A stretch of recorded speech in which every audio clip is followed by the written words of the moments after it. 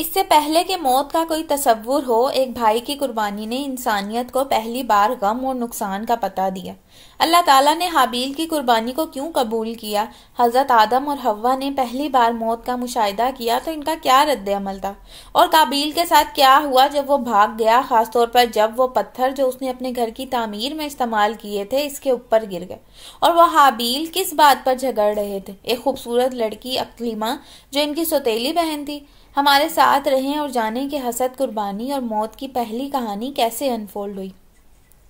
حضرت آدم، حوا اور ان کے بیٹے حابیل اور قابیل کی کہانی صرف قربانی، حسد اور نقصان کا سبق نہیں دیتی، بلکہ یہ انسانیت کے ابتدائی اسباق کا آغاز کرتی ہے۔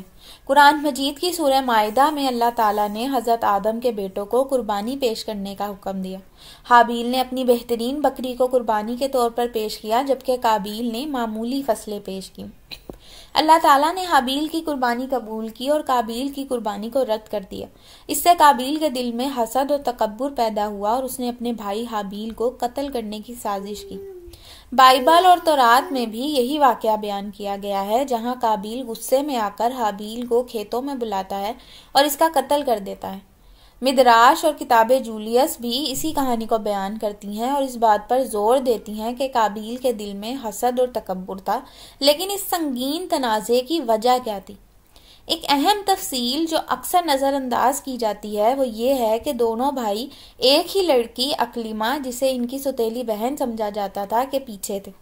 مدراش کے مطابق اقلیمہ انتہائی خوبصورت تھی اور دونوں بھائیوں نے اسے اپنی بیوی بنانے کی خواہش ظاہر کی۔ اس بات پر شدید رقابت پیدا ہوئی کیونکہ دونوں بھائی اس کی محبت میں مبتلا تھے۔ کتاب جولیس میں بھی ذکر ملتا ہے کہ اقلیمہ حضرت آدم اور حوا کی بیٹی تھی۔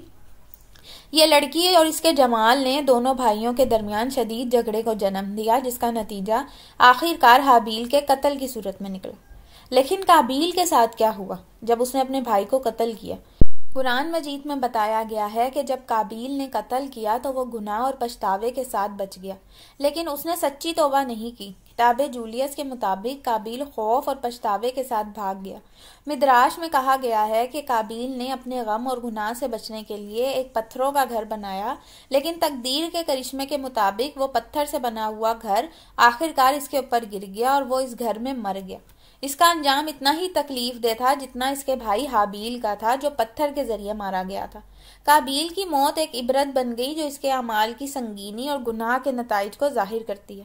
قرآن مجید میں سورہ مائدہ میں بیان کیا گیا ہے کہ جب قابیل نے حابیل کو قتل کیا تو وہ الجھن اور پچھتاوے میں ڈوبا رہا، لیکن اس نے اپنے بھائی کی تدفین کے بارے میں نہیں جانا تھا۔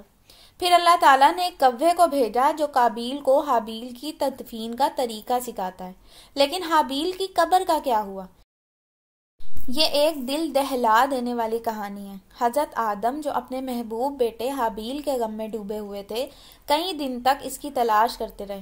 ایک والد کے لیے اپنے بیٹے کا غم برداشت کرنا بہت مشکل تھا اور حضرت آدم نے اپنی تلاش میں کوئی کسر نہیں چھوڑی۔ بائبل میں حضرت آدم کی غمگین اور ان کی تلاش کے بارے میں تفصیل سے بیان کیا گیا ہے۔ مدراش میں کہا گیا ہے کہ حضرت آدم کا تلاش کرنا بے حد سخت تھا اور وہ تب تک نہیں رکے جب تک انہوں نے حابیل کی آخری آرام گاہ نہیں پالی۔ کتاب جولیس میں ذکر کیا گیا ہے کہ حضرت آدم نے اپنی شدید تلاش کے بعد حابیل کی قبر کا پتہ چلایا۔ جب حضرت آدم نے اپنے بیٹے کی قبر دریافت کی تو ان کا غم بے پناہ تھا۔ نہ صرف انہوں نے ایک بیٹے کو کھو دیا بلکہ پوری انسانیت نے بھی پہلا معصوم جان کھو دی۔